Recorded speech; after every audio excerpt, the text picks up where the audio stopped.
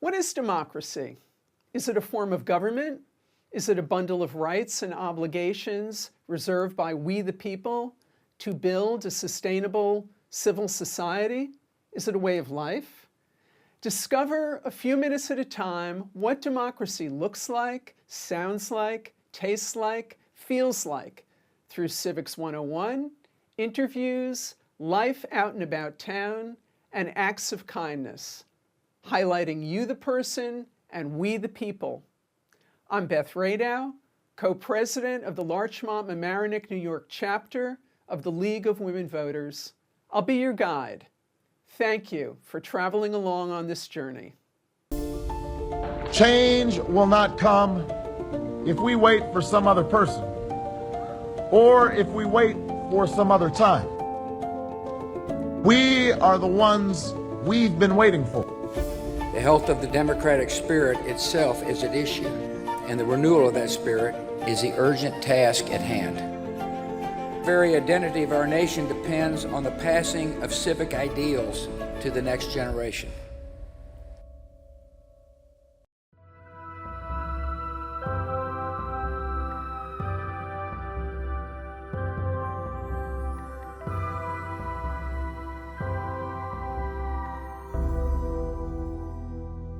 Welcome to the first episode of This Is What Democracy Looks Like.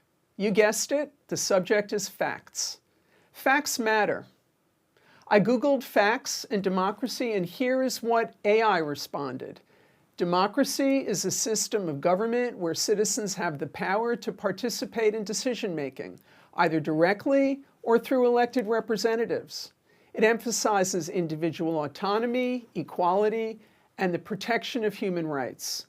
Key principles include freedom of expression, assembly, and association, as well as regular, free, and fair elections. The AI definition reasonably defines democracy, although I would add that democracy depends on objective facts.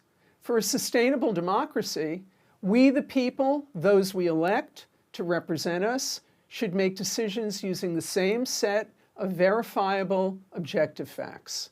In a democracy, people can agree or disagree as to how the facts should be interpreted to form personal opinion or how facts are applied to form public policy, but in any event, civic engagement and democratic governance should proceed from seeking the truth based on verifiable facts and sticking to them.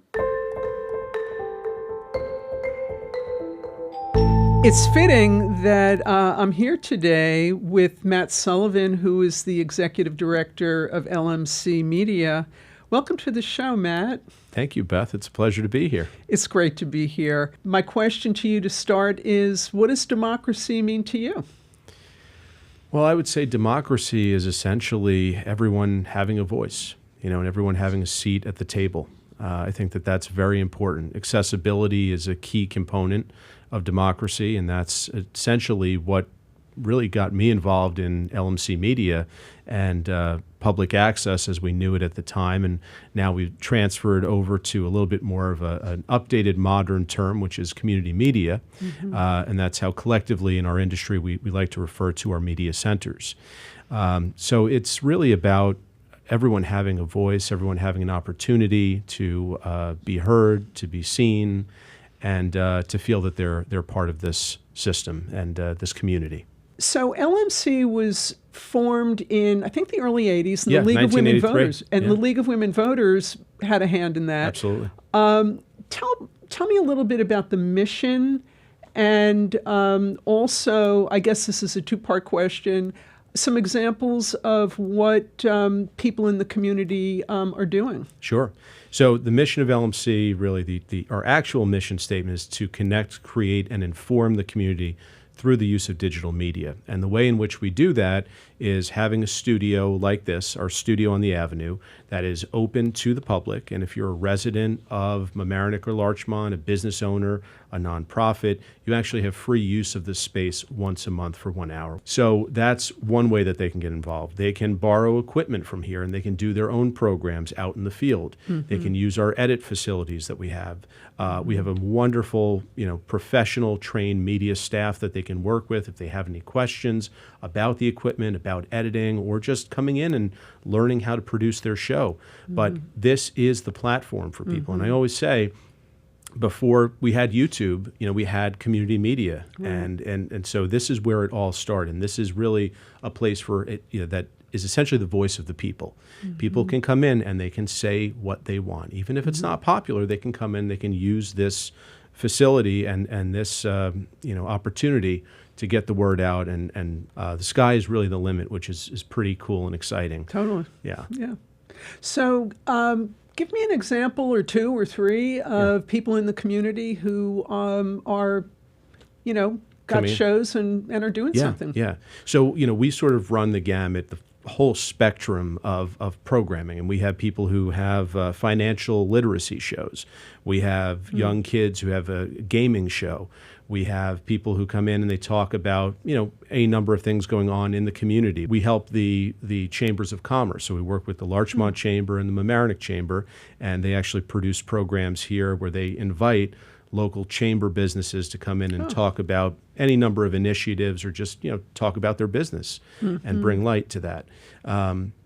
We have local nonprofits like the Community Resource Center who comes in, and the Community Resource Center works with everyone in the Mamaroneck community, but mainly the Latinx population. And so that program is a bilingual program. So we've done it, I believe, in English and in Spanish with subtitles for both. And these are any number of current topics that are of concern to the local community. And again, talking about information and information exchange, that's where people can go to get their information, really be a reliable source for our local community. We also have our municipal meetings, which is a huge component of what we do and has been over the years, and that is a full documentation essentially of all of our local meetings, our school board meetings, our board of trustee meetings. We cover a number of different meetings for the Village of Mamaroneck, whether it's planning board or zoning board meetings. And then we have our League of Women Voters content that we air and produce. And we've had a wonderful partnership with the League over the years, and it's really a matter of just presenting a nonpartisan approach to what's going on in our communities, whether it's through the Luncheon that we cover for the League, or it's the Candidates Forum that we cover. So what we are essentially trying to do here is it's about documentation. And it's not necessarily about presenting a subjective view on our community. We want people to walk away, hopefully, when they see what a great place this is to live, work, and recreate and visit. That should be apparent and abundantly clear through the programs that we're putting together. But it's really a matter of documentation and objective journalism, essentially. Well, and currently that actually is perfect timing, because I'm thinking as you're speaking about where we are in this moment. When I was a little girl, we had a daily newspaper. I grew up in Mount Vernon, Daily Argus. And over time, the daily newspapers in the individual cities and towns went out of business. We do have the Journal News, but what we have in this community now is essentially monthly print media. We've got the Larchmont Loop. We've got the Ledger. We've got the Ledger. What we have is, I think, a scaling back on the ability to get fact-based information. Correct. Which in my mind amplifies the importance of what LMC Media can provide. And I think as importantly, it seems as though reading print material is something that has given way to watching it, if you will. When I commute into the city, for example, I see most people don't have the print media anymore. They're on their screens. And so that people are getting their news, getting their information on media. A lot of the information that people get is from selected avenues, if you will, which in certain respects does not have us all getting the same information. which I think is a challenge. And, Yeah. I'm interested in your thoughts about Yeah. that, because Yeah. you are actually presenting all of Yeah. this. What do you Well, absolutely. And I think that that's, the challenge that we face in the media, right? Is that you have to, if you're a media entity, and I won't name names, but we all know, the major players out there, those organizations or those channels, they're catering toward their base, all right, because their base isn't going to tune in if they're not hearing what they want to hear. And I think there's a fair bit of, there's a bit of that. There's a bit of sponsors. There's sensationalizing the news, right? One perfect example that I'll throw out there is we covered a rally at the harbor, and we sent our camera person down. And when he recorded this and he sent back the edit, there was music that went with the piece. And I reviewed it, and I felt personally, this is too much of a statement. It's less of a documentation. It's more of a statement that we're making. It goes back to that idea of remaining nonpartisan, just really documenting what had happened. And so we pulled the music, and just like that, it's a completely different piece. Interesting. And so I think there's a lot of that in our media today where, yes, it is fact-based, or should be fact-based. It needs to be objective journalism and not subjective journalism. And when you introduce music and graphics and all of these other elements, it's moving us further away from sort of the Cronkite era of news production and news presentation, and more into something that becomes really entertainment for people. I think we have to try to be mindful. And again, when you said, I'll go back to a question, what does democracy look like? Well, it's really about responsibility as well. The flip side of the freedom is the responsibility. And I think we as citizens, and we as people and media creators and journalists, everyone for that matter, needs to be responsible for what we're putting out there, the words we use, the way we present ourselves, and get a little bit more back to center so that we can start things over again and realign. I read, I think through something that you sent me, that the Alliance for Community Media, and I'm saying this so that people watching will know, that the League of Women Voters United States is partnering with them with our Vote 411 platform, which is available in zip code fashion, so that for anybody in the country that wants to learn more about people in their local election, they go to Vote 411, put in their zip code, and this Alliance for Community Media is going to make it possible through this partnership to enable people who are voting to learn more about candidates. And this is an example, I think, of how partnerships can work to be able to get information out to people and bring things back to a place where we're all participating. Right. Because the one thing about democracy, and here I'm going to come in and say, what does it look like to me, is that it is participatory government. Yes. And that it doesn't work unless we participate in it, we the people. Right. It's on us to do it. It's on us. And I think that for a while, maybe, and I'm a baby boomer, and I think that for a while things were a little bit on automatic pilot, maybe in the 70s, 80s, later 70s, 80s. Right. And now we're in a place now where we're re-engaging. Yep. And we're so grateful to be able to have this partnership with LMC Media to get the word out. So I'm so grateful for the time to be able to talk to you. It's Beth. Always my pleasure, and thank you for all you do, and thank you for this program. I think it's incredibly important now more than ever for people to come together and realize that, listen, let's all come to the table and have that conversation, not talk at each other, but, let's listen to each other.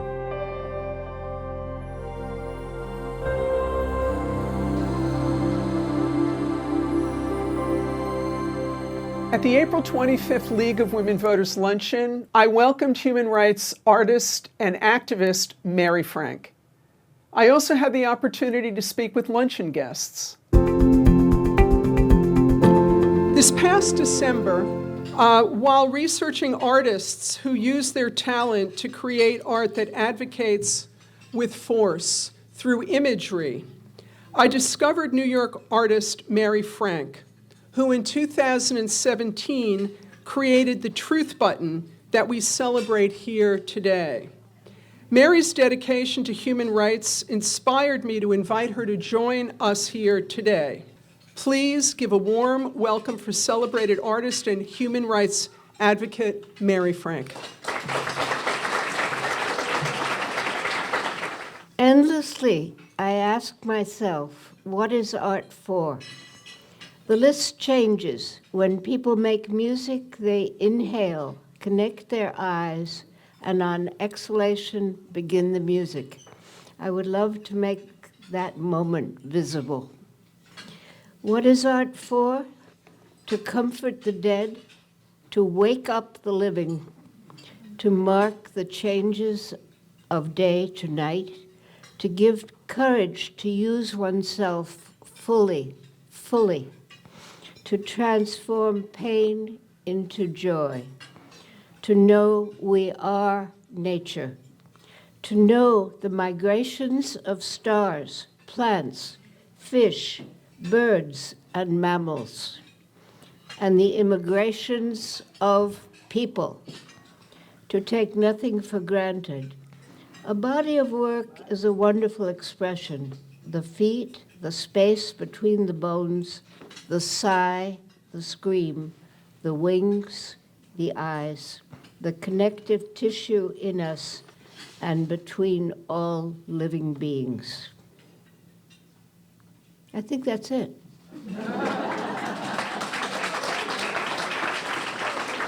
Harriet, so you are on the environmental side. What do you think right now we need to be doing? I think, as you're saying, Beth, we just all need to show up. We need to not be afraid to speak out, and we need to come together and push back against all of these illegal maneuvers to try to slow down and reverse all the amazing environmental wins we've had over decades. So I think we can do that if we come together. Ellen, you're working in the environmental world. What are your thoughts about what we need to do right now? First of all, thank you. This is a wonderful event and very inspiring. And I think that none of us can stay on the sidelines. And that does not mean some really dramatic step. I think everyone has something to contribute in their own way. And I think that if everyone can stay engaged and continue to build relationships within their community, within their school systems, within their neighborhoods, and within their municipalities, and keep learning and learning from the experts. And please, please emphasize the importance of science and informed policy based on sound science. So building those relationships, staying educated and educating others, and being informed and looking to the experts to stay informed. And grassroots environmental is very much on the front lines. Thanks for being here. Is there anything you'd like to say about this moment in time? Well, you know, I didn't appreciate the League the way I should have all these years. And now that we are in this mess in this country, I'm so glad that a nonpartisan organization is doing the right thing for democracy, and I have been donating my heart out.